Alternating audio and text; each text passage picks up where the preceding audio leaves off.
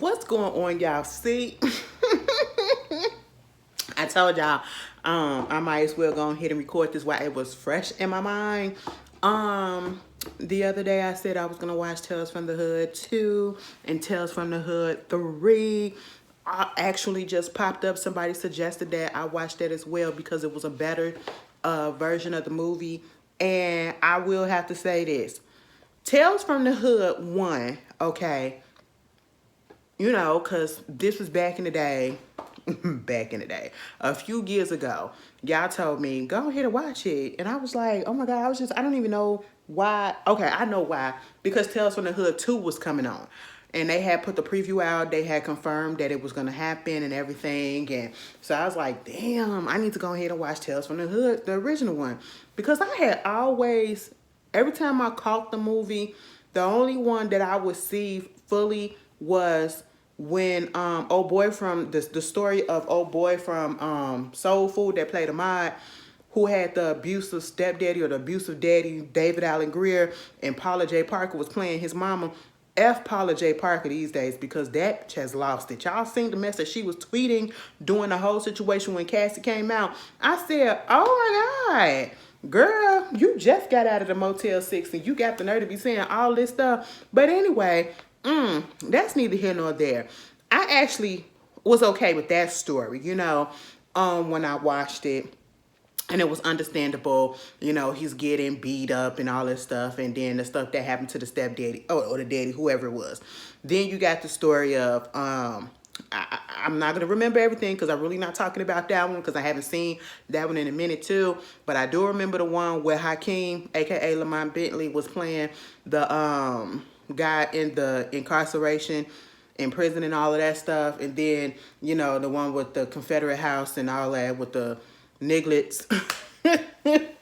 And that was the one that everybody kept on saying, oh my God, that scared me so bad, them little Niglets and all of that stuff. I was sitting there looking at that, I was just like, oh my God, this is what y'all scared.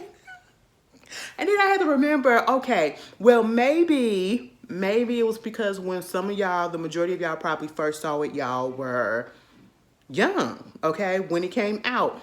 I was young too when it came out, but I never saw it then. So I'm looking at it through an adult's eyes, and I'm just like, girl, no. It was not scary. It was kind of, I get the point of it. What I will say this, when it comes to the Tales of the Hood movies, I do like the way that they incorporate how it's about racism, you know what I'm saying? And it's throwing it in your face, and they put it in there some way, somehow. And I appreciate that. But this Tales from the Hood 2 with Keith David.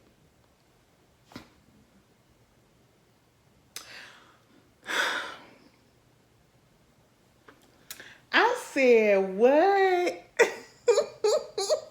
Now, see, after I seen the first one, that's why I really wasn't in no rush. And I had forgot all about the second one coming out because nobody was talking about it after it came out.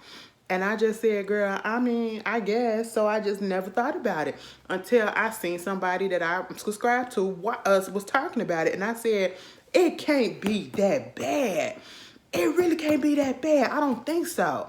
Until I actually watched it, right?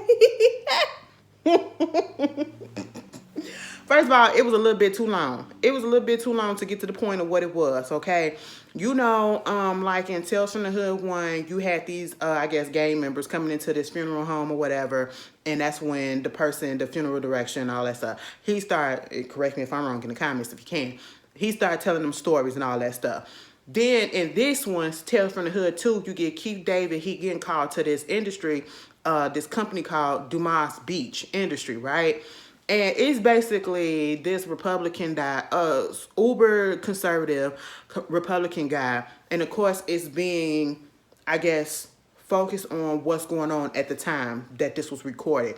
So, we heading into the politics at this point, unfortunately. And I say that because it's divided the whole country. It's been so divisive and it's just been a lot. So you get him coming in now, this black guy. And the head of the whole industry, or I should say the company, is this white guy named Dumas, okay? Dumas Beach, and it's spelled Dumass. Beach, Beach, right? And you get Keith David come up in there, and basically he's supposed to be telling stories and trying to program this robot, this AI system. It's not really an AI, it's an RI. Because you know, AI is artificial intelligence, RI is real life intelligence, right? And I just said, what is this?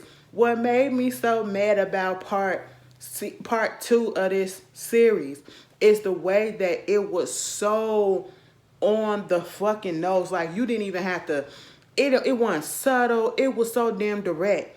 The white guy who is the head of the fucking industry, or I should say the company, he is racist as hell. He's a sexist. He's misogynistic. And he's a sexual harasser of the women that he works with, right? He don't like black people. He don't like immigrants. He don't like anybody that ain't white, basically. That's just basically what it was. Because now what he got him there for is to program a robot to show exactly how this robot is the person or the thing of the future. It can basically point out who is a bad person and eliminate them, and mostly get rid of the black folks or whatever. He kept on telling Keith David how, oh, your brothers and sisters fill up my prisons and all this stuff. The way he was just being so goddamn racist, it was just, I said, even you ain't even gonna try to hide it to the black man. Imagine, he was surprised that they sent the black man to him. But you know, so he trying to tell some tales to the robot and all this stuff, I guess, so it can learn black folks and they stuff or whatever, so they can come after them. The first story is about this white girl and this black girl who are friends, right? And they go to this Museum of Niggerosity. That's what it's called, the Museum of Niggerosity. You come up in there and it's one of those museums, I guess. You see the mammy faces and all of this stuff. You see all of the blackface stuff and all. It was disgusting to me, you know. But this was history, and I've seen on TikTok some people that they still got stuff like this down south in certain places where white folks is the head of it, and they're literally selling the stuff, and that's what they think. It was just really ridiculous, right? I said, oh my God, we still got this, okay? And basically they just come in there looking through the stuff or whatever. And it's the owner is this black guy, right? Who is keeping all of this for whatever reason, keeping the history up and all this stuff. You get this white girl and this black girl. The black girl is dark skinned, okay? But she act like she's more so on the Caucasian side. And I'm just like, do you not know that you're black? Do you not understand what's going on in this museum? It's, even though it's very disturbing, it's history as to how people saw us, how people would see you back then, okay? Just because you've been friends with this girl forever, girl, it don't mean nothing. Meanwhile, it's a ghoulie gog or whatever type of doll that she's seen, and the white girl want to buy because her mama gave her one when she was younger, and she got a collection of them, and she think they're really cool, and you know, she don't care about the racism because she's not racist. She just thinks they're really good and they're really cute and all of this stuff. And I'm just sitting here like, girl, do you not understand what this man is telling you? He telling you the history, and she talking about something. I really don't see it as that way. I just like collecting them because my grandmother got me collecting them. And I said, girl, what? Meanwhile, she just said something about the girl, the black girl. And I said, now the way she talked to you, I would never let my friend talk to me like that, regardless of what color they are. Okay, she don't care that you're black, bitch. Okay, she knows it, but she'll probably, the black girl just gave me, she let that girl call her nigga all the time. And I'm talking about with the hard ER, and they'll laugh about it. And so he won't sell it to her. She pissed off. They leave off. They leave, and then she comes back with her brother so that they can break up into the place and steal it. Mind you, her brother is dating the black girl. Mind you, the white girl has slept with the black girl brother as well. And I said, what the fuck is going on here? And he, at one point, it was a whipping post that was up there. The black girl is like, this is where they probably would have whipped us at and all that stuff. And then she goes over there to the post, and she was like, oh my God, whip me, daddy. And I said, what? And he talked about something, look at that ass. Look at that ass. Make it bounce. I said, oh my goodness. They get the little gooley wog or whatever you call it, and it's in the glass. They can't get it out. The whooping post wind up falling on the black girl, and it startled the white girl. And so she drops the gooley wog in the glass and it breaks. And so now it's out. Baby, they was looking for that thing. Girl, the thing had just got so big. It reminded me of that scene in The Wiz, the subway scene. Now, let me tell you something. I did The Wiz. That was the one part that I didn't understand. And them things freaked me out, okay?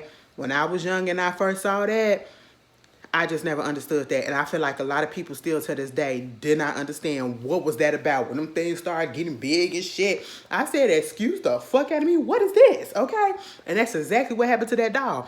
It got big. It turned around and it fucking killed the black girl. Okay? Then put the white boy up in the seat and whooped the fuck out of it with a goddamn whip. Okay? Whipped the flesh off his chest. I said, God damn. And then his sister, she just stood there like, oh my God, I love you. Okay, everything's going to be all right. I said, he just killed your friend and he just killed your brother. And you up here talking about something, you love him. And then y'all start kissing. She winds up fucking the goddamn dog and get pregnant by it. And then she's about to give birth. And the black guy is just the owner of the hotel, the museum. He got all this not newspaper, but plastic up. And he basically said, bitch, you might as well keep on being happy now because it's going to be the last thing that you do because you're not going to get out of here alive. And she was like, as long as my babies are okay. I said, wait a minute, what? She more concerned about the Ghoulie Hawk and her babies. And I said, what babies? She was fully pregnant. And then he cut her stomach open, and next thing you know, them bitches started popping out. Not one, not two, but them motherfuckers was popping out left and right, left and right, left and right. That's why he had the fucking plastic up there, because they was just splattering everywhere until the bitch died. And even when she died, she was still... I said, what? I said, I think I know that there is a lesson that they was trying to portray here, but I feel like I missed it. You know? Are you trying to say that you shouldn't be ignorant to the history of black folks and what we went through and try to put off slavery and all of that stuff? Or are you trying to say no interracial mixing or something like that? I was really confusion. You know, I was really confusion. And then the white guy was just still like, okay, and that was cute or whatever. She shouldn't have been with them. She shouldn't have been over there, but you know, it is what it is. So let me get another story that's actually, like about some criminals or whatever. I said, oh, you want some niggle? You want a criminal standpoint? I said, what? The next story was about these two guys. Well, three. They like, I guess, street dudes. And they was beating the shit out of this dude named Cliff. He is an old pimp. He's no longer a pimp, but he got $5 million. They want to get his money, right? They beat him so bad thinking that he was going to give him money. Then he wound up putting out this sob story. Not necessarily a sob story. A story that he thought that they was going to understand. Meaning that, you know, he no longer pimping and doing that. But he do got money that he's saving to open up a school or whatever for the kids so that they can have better things to do and they won't have to go the route that he did. He trying to do good.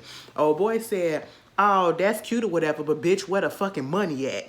So they moved away. And then it was another one that was up there talking to him and all this shit. And he winds up pressing him by calling out his past or whatever and saying, you want to act so tough now, but when your ass was in prison, I already know you was getting bent over. So that pissed him off so bad hearing what happened to him while he was in prison. You know, his manhood basically was taken in a sense. And so he shot him. So now you can't find out where the money at. So the other friend, the bald-headed one, he sit down home and he see this psychic on TV, right? And we know that he a fake psychic. He overhearing what people are saying. He got his team up there overhearing what people are saying with like a speaker or a microphone underneath their chairs to hear what people are saying in order to, fake like he talking to their loved ones or whatever, because he did it to this white lady. And so they like, we need to go over there and get him. They go over to his house, basically threatening him to, bring old boy back, or to commune with his spirit so that they can find out where the money is. Now, my whole thing is, you guys are not smart. I see what it is. I said, what? Now, here's the thing. If you believe psychic shit is real, that's up to you, okay? But if you really believe a TV psychic is real, TV, baby, you're dumb, okay? I will believe a medium that literally make house calls or whatever and they're not publicized before I believe any medium or psychic that's on TV. Because at that moment, remember Miss Cleo, call me now, she was alive. She was alive, okay? Everybody knows that. And I'm sitting here like, nigga, are you serious? This man don't know nothing. I said, so if you get the spirit, if he didn't tell you where the money was when he was in flesh and blood and he was alive, why the fuck would you think the spirit of him is gonna change the fact that, oh, okay, well, since I'm dead and I ain't got no use for the money, I'm gonna go ahead and tell y'all what it is when y'all the one that killed me. I said, what? I said, y'all ain't thinking. And so they went on ahead and used his girlfriend, the dead guy's girlfriend, to basically get up into this man's house and to force him to commune or to contact his spirit. And when he finally do, because they said basically they was going to kill his ass if he don't, he was sweating bullets because he don't really do that. But somehow he did a little seance and just about everybody that they killed was coming to him, until they finally got to old boy. And basically old boy winds up killing their asses there, okay? He is inside the man, okay? He is inside the psychic. He wound up twisting that other dude that shot him, twisted his neck all the way around. That's how he died. He broke a vase and he picked up the glass and forced it basically into the bald-headed guy who idea this all was, forced it into his mouth, made him swallow it till he spit the shit up. And he just got cut all up in the insides. He dead. And then he wound up killing the main dude. And so now he's back in this dude's body for the rest of his life.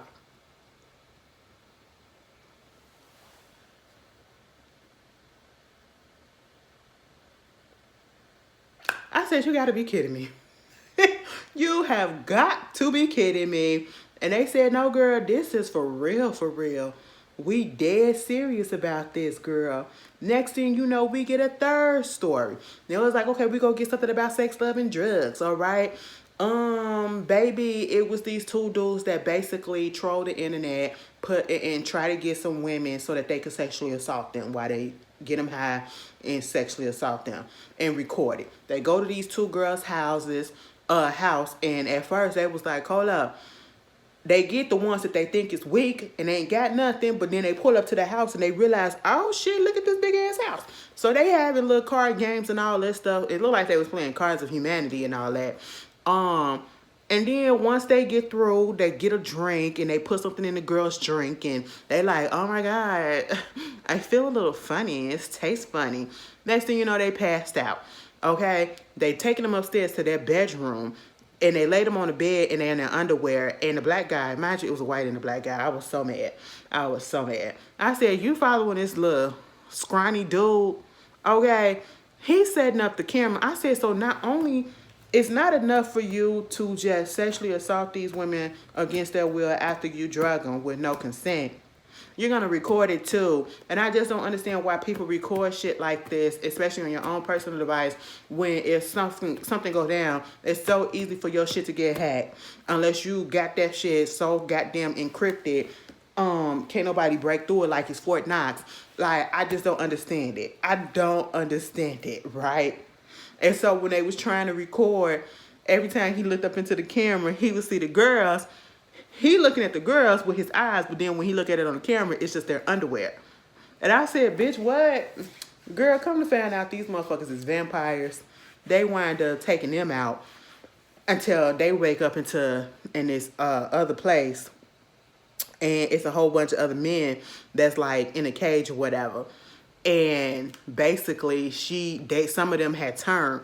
Those are the ones that they did that to before, and those are the ones that actually turned instead of died, right?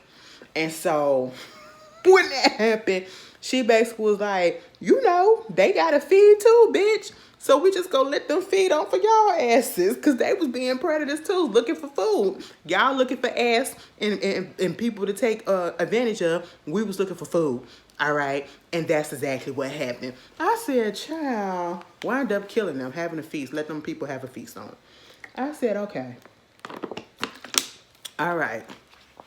I wasn't really mad at that because, you up here R-wording women. You deserve it. You know what I'm saying? And then it comes to the last story. The last story was about this woman who was pregnant, and she kept on having visions of Emmett Till. From the moment where the white man comes over to his house, takes him out, takes him to the barn or to the place where they wound up beating his ass at, and all of that, right? She kept on having visions of that. Mind you, when I first saw it, or I first saw her when she had the first vision, she's pregnant. Apparently, she'd been having a whole bunch of miscarriages, and she was just really nervous and scared that, she won't have this baby. She'll have another miscarriage or whatever. Girl, I did not realize until the dude mama came over and we saw her in a different light that this was a white woman. I said, oh, I just thought she was light-skinned or something. I said, oh no, she is lily white. Because of the, if you look at the when she laying in the bed when they first come on, and she talking about her dude standing outside and he gonna be here and all this stuff. She looked like a white woman because of a black woman, a light-skinned black woman because of the freaking lighting, okay? But then when you in natural light, she's a white woman. I was just like, oh, why is this white woman having visions of Emmett Till? I said, Emmett Till estate need to have y'all whoop y'all ass, okay, for bringing him into this mess, all right? Bringing him into this mess, okay? And so basically, we get the backstory of this dude. He is a black Republican, and he is campaigning for this racist white man who looked like Colonel, what's his name? Is it Colonel Mustard?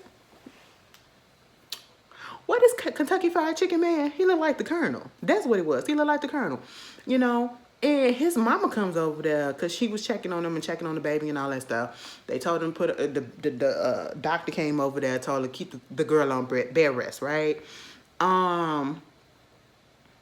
Basically, she's seeing visions of Emmett Till. Now, if Emmett Till don't die, her baby gonna die.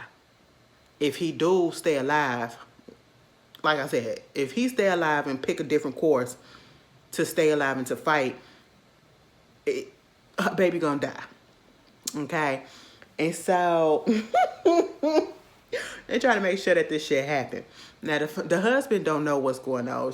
He just think that, she's hallucinating, having dreams and all this stuff, and it's just part of the pregnancy. The doctor said the baby is growing the way that it's supposed to be, and you just need to have bed rest. He's supposed to be having a fundraiser thing that's coming down in his place for this white man who is giving this. And I mean, you are on, mind you, he's living on a plantation. He's living on a plantation. As soon as I seen the house, I said I knew it was a plantation before they even said it, right? And then it ain't nothing but white folks on your property. And I said, oh, wow.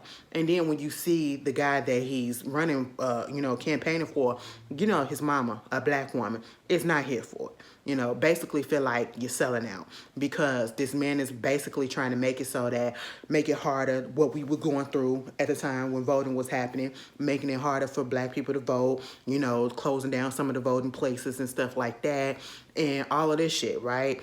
And so he's one of those type of people where regardless, and we seen the Uncle Tommy and the Sambo ass niggas that's been in the politics realm lately, will trying to get on the white folks side and all that stuff or whatever, that's in these political arenas, and even if that means going against what is right, okay? He is out there giving a speech, and this motherfucker had the nerve to say, Dude is living right here on this plantation, and he's out here hosting a party and hosting this when back in the day, he would have been serving us. I said, God damn. And he just just cheesing and just going along with all of the mess that he's saying. Meanwhile, the wife that came outside, she about to she trying to kill Emmett. It's a freaking vision. She only one can see it. Everybody looking at her like she crazy as hell. You know, they get the doctor up there. The mama go get this old man who see him, can see Emmett. They communion and talking and all that stuff, telling they need to have the son to come out here and have a conversation with him. Baby, next thing you know, he go back upstairs with the doctor because they had called the doctor also. And, you know, because the wife kept on saying, I feel the baby getting smaller. He's getting smaller. I said, girl, what? The doctor wound up saying, yeah, the baby getting smaller too. Now, when he put his hands on that doctor back and called him by his first name, he said, don't you touch me. And my name is Dr. Mark to you. I said, oh, what's going on? Baby, it's still 2000 or whatever. They basically saying if Emmett Till did not die and he had chose to live and fight, you know what I'm saying, against them white men that was, you know, whooping his ass and killed him, baby, what would have been happening is it still would have been a hell of a lot of racism, more than what it was, and it still would have been segregation. And, you know, white people would still be doing the same thing that they was doing pre-civil rights. I said, oh my God, so it still would have been a Jim Crow situation, because next thing you know, that bitch starts saying, I'm not his wife. He raped me. He raped me. And so she went and got, next thing you know, she leaves with the doctor. And then they come back with Colonel Sanders. That's his name, Colonel Sanders. He come back with Colonel Sanders, and they whooping that nigga's ass. And then here come Emmett Till, because the dude finally talked to him and said basically, because they kept on saying, respect the sacrifice. Respect the sacrifices. Next thing you know, the 4 little girls that was in the Atlanta church bombing, they up there, Medgar Evers and Martin Luther King. It was like, if you don't respect the sacrifice to sacrifice yourself, ain't nothing gonna be happening. I said, what? So basically, in order for shit to go back to the way that it was and to go back to how it was and peaceful and all that stuff, he had to sacrifice himself for his child to live. So he let them whoop his ass. And that was it. Over that white woman. Emmett Till got killed over a white woman. This motherfucker got killed over a white woman too. I said, get the fuck out of here. I said, what? What was the... I said, huh? Now what this got to do with shit, right? Then we get to the end, and y'all know how it is at the end where it all comes together with him, Dumas Beach, having a little presentation about his robot. I said, not this real ass robot. I mean, it was an actual fucking robot that they wanted to have out there, right? And you wanted this to be out there protecting citizens and shit like that and calling out. I said, so you're doing racial profiling, but you're trying to make it legal. And then they was like, pointing out the threats. Baby, he pointed out the people that had a criminal record, the people that were immigrants, the people that were this and that. Illegal, you know. I said, oh my God. And then they said the biggest threat in here, point him out. Baby, that robot flipped and turned to his ass. And took out his people because they was obliging him because they were scared to speak up. So they were just going along with shit. And then this motherfucker got shot a little bit. And he wound up jumping up into a Keith David car. And mind you, instead of just being grateful that this motherfucker got him, he up here being evil and calling him the N-word. I said, oh, he up here trying to save your ass and you gonna call him, you using him to save your ass and you gonna call him the N-word. And he was like, where I'm going, take me out of here. And it was like, nigga, you going to hell. You already in hell. I said, oh, so you was the devil. We knew that. And you took him to hell.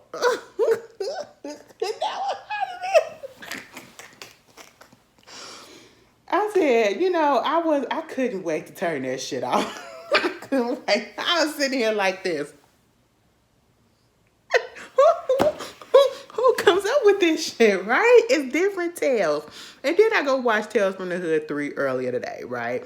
And then I was like, oh my God. Because this is the reason why somebody suggested Tales in the Hood 3, because Tony Todd was in here. And if y'all know, Tony Todd played Candyman. And I said, oh my God, Tony Todd, what you doing over here? I did not like his character when I found out what he was playing. I said, baby, what? Baby, what? Because when we see him, he in the woods with this little girl, right? I'm thinking that's granddaddy. And they kept on talking about something. We got to get you away from the bad people. We got to get you away from the bad things, okay? And she's like, are we there yet? Are we there yet? I'm like, oh, get her out of there. He winds up taking her to this place.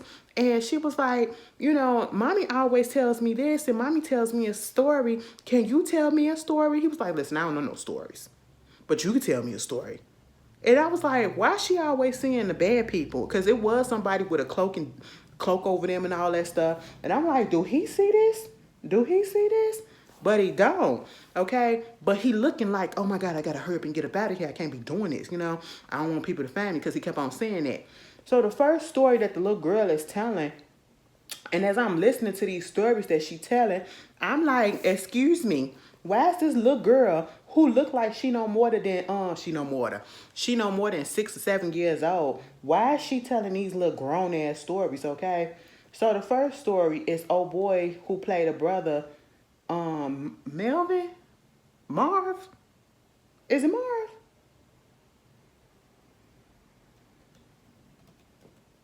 Girl, that ain't the best word. Oh, it is. Okay, who played Marv on what's he call it? Raising Canaan. Jukebox Daddy.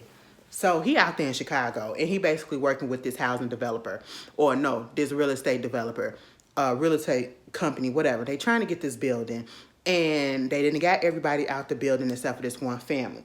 The family is a black family, father, husband, the husband and the wife, and then the son has cancer, right?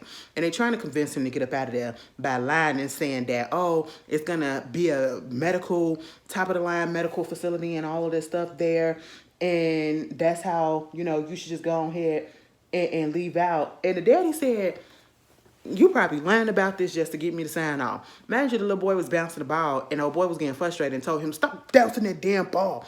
I said, hold up. First of all, you don't talk to nobody else's kid like that. And you definitely don't talk to nobody else's kid like that when the parent is right there in your face. Because I would have knocked your ass out. That's why the daddy told him, you can go ahead and finish bouncing that ball, son. Okay? So he's still staying in that building because he like, my son can't be moved. He too weak to be moved, okay? And you're not going to force me out. So dude is feeling the pressure to get them out. He goes to his friend who is clearly insane. He's not on his medicine, but he's an arsonist. And so basically he was going to have the building burned down, and he was going to start it like a grease fire up in a house, in a apartment. But since the apartment is close to the fire escape, they're not going to get hurt. At least that's what it was supposed to be, right? So while he in the bed asleep, after old dude went up in the apartment and did what he did, he gets a phone call, and what he hears is a bouncing ball, okay?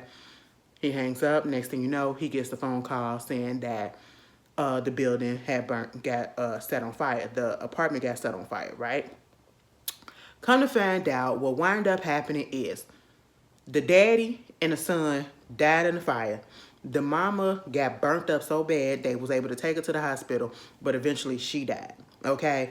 Come to find out, they were not able to get to the fire escape because the fire alarms were not working.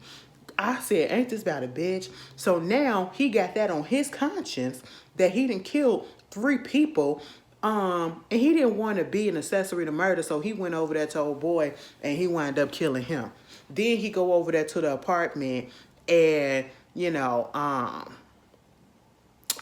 their spirit was up in there messing with him. The bouncing balls and the dolls coming to life. It's always a doll, all right? And next thing you know, I guess a little flamey flame situation happened to the point where he wound up getting flamed out the window. I mean, the flames pushed his ass down and threw his ass out the window, and he wound up dying. And so now his spirit is forever staying in that building.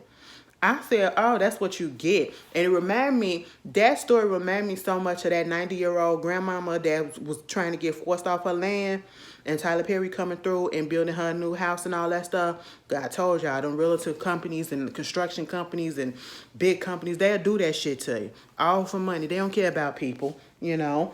Meanwhile, the next story the little girl is telling is about a dude who is racist as hell. He was giving very much Unabomber vibes, right? He's living out there on the land by himself. You know, he's getting the water. He collecting rainwater. That's what he using. And he's basically in a bunker. And he's one of those, like, I guess, survivalists. And he's on the radio. You see he has the Confederate flag on his back. He can't stand anybody that is not black. I mean, that's not white. Oh my God, the way that he was saying so much race, I said, oh my God, I didn't even know this existed. Where did y'all come up with this stuff? Do you know how much hate you have to come up with this shit? And I'm just sitting here like, what? The part that got me was the fact that he felt like they was trying to get him out of there, and they were like fake bomb his place or whatever to, you know, shake him up and finally get him off the land. And then he had like he was down there for 30 years. He was there for 30 years with no companion, but he had this poster up on his wall of this white woman on a missile, and it was red, white, and blue. She had on a red, white, and blue flag bikini, right? Then he was, you know, as much as they can't stand, you know how it is. I can't stand this person, that person, this culture, that girl, but I sure enough fucked the shit out of him. He had blow-up dolls of different people that he couldn't stand, different ethnicities that he couldn't stand. He had the black girl, he had the Mexican girl, he had Indian, he had this.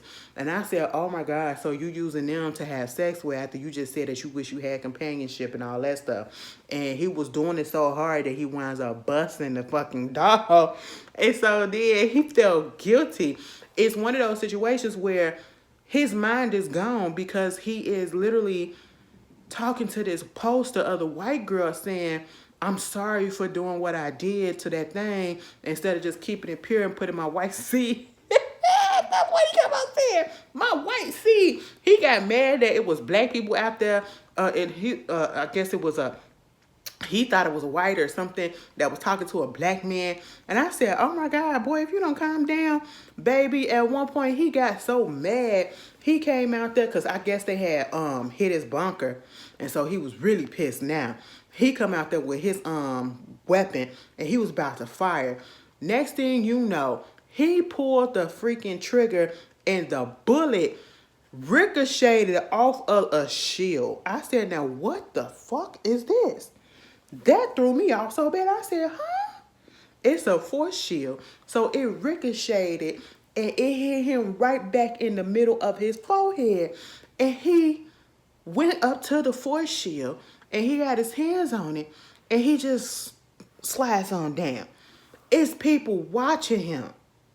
And I said, oh my God, not only is it people watching him, it's kids. It's black kids, maybe a little white kid, a little Hispanic kid, you know, a little Asian lady, a black man, and all that stuff. And it was like, oh my God, you know, I didn't know that they was going to use the real bullets this time and all that stuff. Maybe we can go to the other. Then the little boy was like, can we go? If they said, this is the last one in the zoo. I said, wait a minute, the zoo? And it was like, yeah, they probably got another one at another zoo or something like that. But I guess here, this is probably the last one that they got. And I said, what? Girl. Then the little boy said, can we go to the misogynist exhibit?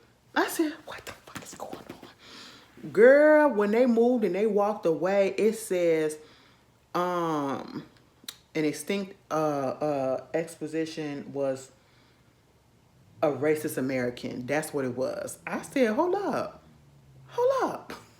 So basically, they got all of the bad stuff that was going on and that turned the world crazy or whatever, I guess, that was a negative. They got them looking like zoo animals. Like they're extinct, you know? And I was like, oh my God. That was funny to me. I said, oh my God. It says American Racist Exhibit, the Central Valley Zoo. Please don't taunt the racists. I said, oh my God. That shit was funny to me. I said, oh wow. Listen. What if something like that really happened? That shit was funny. Then you get the little girl telling another one about, because they up in this building, right? They up in this building, they holding the man hand and all that stuff. And then you get the story about the girl who trying to be a little superstar. She was singing backup for this one girl, and she was letting her voice shine a little bit too much to the black girl. Was just like, well, I should say the dark-skinned girl. She was just like, girl, you got to get the fuck up out of here. But it was this dude up in there who saw her and was like, you know what? I'm gonna take you on and all that stuff, and I'm gonna meet you. I'm gonna let you meet this lady that I take care of. Why was the old lady who always sang? She was a singer back in her day. Ooh, I almost had the belt. Ooh, excuse me. Singer back in her day. Y'all, I ate so much. Y'all had all that, all the food or whatever for Thanksgiving and stuff. Me too. But y'all know I kind of kept it healthy because I had a whole bunch of spinach and broccoli too. I don't care. I will put broccoli and spinach with any fucking dish, bitch. I'm probably one of the few in the minority that loves broccoli and spinach any type of way you want to give it to me, okay? Plain, not wilted, steamed, creamed, cheese, whatever, girl. The shit is just good. Anyway, but it just got me gassy. That's why I'm belching and shit. But anyway, so the dude basically see that this girl got potential to be somebody, and he want to be her manager. I said, child, of course they start fucking, and then take her to this lady that he know, looking, and the lady is Lynn Whitfield. I said, now Miss Lynn, what are you doing here? She's crippled, okay, but she keeps on playing the video of her as an opera singer. You know, that's what she was, and it's the same thing over and over again. And the girl keep on tired of her looking at it or whatever, okay? It's one thing to be indulging in music, but you gotta look at the same thing over and over again, baby. That would have pissed me off too. And then she finally told the girl, you know what, I'm a singer too. She said, you are? Of opera? And she was like, no, girl, of you know, R&B, a little bit of pop here, a little pop there, and a little R&B. And she was like, okay, let me hear you. And she get up and she started singing, and before she could even finish it, the girl said, Miss Lynn said, you could tell she was over it as soon as she started talking. She was like, girl, I mean, you cute for you got a cute little voice for a little bit of yin yang around the house, but with a lot of training, a little bit of training, you'll be a real singer. Now that ticks her off to the point that she went into her mind that she killed this bitch, okay? But it was just in her mind, thank goodness. Come to find out, the lady needs to have blood transfusions and stuff like that as well. And so she had to give her that and all of that. She had all this blood up in the room, in the what's called it, the freezer and all that stuff. And I was just like, are they vampires or some shit? Why she got all this blood up in the house like this? And so when she told her man what had happened, he was like, did you want to do it for real? I mean, she got a whole bunch of money up in here. We can just take that, you know? And she was like, okay, cool. But then she had a dream that they actually did go through with, you know, taking that lady out, and then she become this big singer. She get her chance in the studio to actually sing, but her voice was gone because you took this lady's life, so she took your voice. That's basically what it was. But for her, thankfully, it was a dream, right? But then later, they do wind up killing the lady, right? And I think it was because, like, giving her the wrong blood. They put antibodies or something in her. They switched the blood out, and it was slowly killing her and everything, and it wound up dying. And basically what wound up happening is she see and she hears some stuff, and she comes across this room, and it's a seance going. I said, what? And it's this old black man that's up in there. And next thing you know, after he doing the chant and stuff, he started drinking some blood or whatever that was in the chalice, and we realized it was blood because he let the shit fall out his mouth. Because old girl was looking, and then he turned back into the young dude that was dating her. I said, oh my God, they shifting. They old people, but they drinking young people blood to stay young and all this stuff. I said, bitch, how old is y'all? Y'all look good as fuck or whatever, but how old is y'all? They like hundreds of years old and everything. Next thing you know, the little seance that they was doing and all that was basically to switch her body into the Lynn Whitfield body. Switch her body into Lynn Whitfield body so Lynn Whitfield can have a young body. They body swap.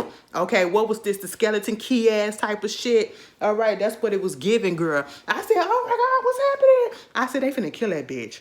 And sure enough, he pushed Lynn Whitfield over the goddamn banister because Lynn Whitfield was the young girl now. And so Lynn Whitfield old ass is in the young girl's body. I said, oh, y'all body snatching and body swapping like a motherfucker. And then, you know, they took her to an audition and she started singing opera and everything. Everybody was just really happy with it. And I was just like, oh. Okay. And then the last story, I think that was four. This the fourth one. It's about this dude that was out here just attacking people. This black guy attacking people, robbing them, hitting them, taking their stuff, right? And then it was this woman. He got. I think I seen this before. I don't know if it was on TV, but when I was watching it, I said, I must have seen this part before because it looks so familiar, especially when he had them shoes on. Basically, he out here robbing people, you know, instead of getting a legit job. And then this lady, she was like, you hit my grandmama, you did this to my grandmama, but let me tell you this. She basically put a curse on him. You know, everything that you did to everybody, you gonna feel it. It's gonna come right back to you. He looking at the TV like, yeah, whatever. His friend was like, yo, he went out and he had seen this guy who was on the phone. He had these gold sneakers on and he wound up jacking his sneakers. He hit him so bad that he fell out and he took his sneakers and we thought he was just passed out. So he put the sneakers on. He told his friend to come over. He went to go get some food. And as he coming out the store getting some chicken and beer, I said, not chicken and beer. Baby, all of a sudden his stomach started grumbling so hard. First of all, he was trying to talk to this lady. And then he pissed on himself, right? he ain't had no control of it. And then as he walking down the street, baby, his stomach started grumbling so hard, he was pooting. Okay, he was pooting. He had to go into the alley and he just started shitting, girl. We realized that he was shitting on himself until he got back to the house. And his friend was sitting out the door and was like, oh my God, what's that smell? He was like, damn, nigga, I had to shit on myself. But then he get up in there trying to take a shower. He couldn't take the shoes off. So he had to take a shower with the pants and everything on. As soon as we seen him pull his pants down, we just saw all the brown stuff going down the Girl, I was so over it. And I'm like, nigga, you need to take your ass to the hospital or whatever. I ain't finna take you, okay? You need to go down there to the hospital. So he's trying to get himself to the ER. And as he walking, I guess to get to a subway era, concourse, whatever they called it. And all of a sudden, you hear the bones cracking and everything. And then all of a sudden, he just gets stiff. And then he falls. Everybody just walking past him. And then he falls.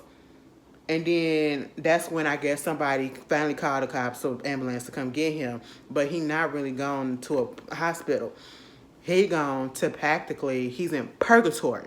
So that lady that put his curse on him basically said, bitch, the shit that you experiencing is what happened to your last victim. That you stole his shoes, you wind up killing him. Okay? You hit him so fucking hard, he hit his head and you killed his ass. And so now you experiencing the stages of death. Okay, what a person feels when they're about to die, they lose function of their organs, you're pissing on yourself, you're shitting on yourself, your stomach hurting, you got the bubble guts because the shit, your insides liquefying and everything and all the gases is just coming out, and then you had some temporary rigor mortis, okay? And so what's going on right about now is your body getting attacked by demons, but baby, they can't take your ass to hell because you still alive and you're dead. So what you need to do is you need to find that body and you need to go ahead and apologize to that motherfucker, and so that you can go ahead down to hell, because these demons gonna keep on attacking you, and I'd rather go to hell than to have all that go on. So he go down there to the morgue trying to do that, and what happened is the girl, that was there. She said, listen, I ain't got time for this. Why the actual doctor, because she had an anniversary to go through, okay? She started cutting up that thing, and old boy wound up getting sent to purgatory. He got sent to hell, too. So there's that. And meanwhile, we get back to Tony Todd and that little girl. We see him in a room, and he setting up a camera. I said, I know the fuck. I said, wait a minute, what? So you mean to tell me he ain't no relationship to this little girl? He ain't getting her out of harm's way, but he putting her into harm's way? I said, what you about to do to her? Baby had her put this hood on and wanted her to kneel on the floor. He was about to cut her head off.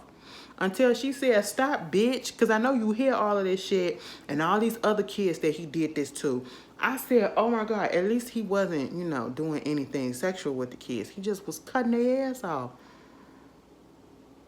And basically, she was the motherfucker that was going to bring his ass to hell and wind up cutting his head off. And that was just it. I said, not the kid. Not the kid.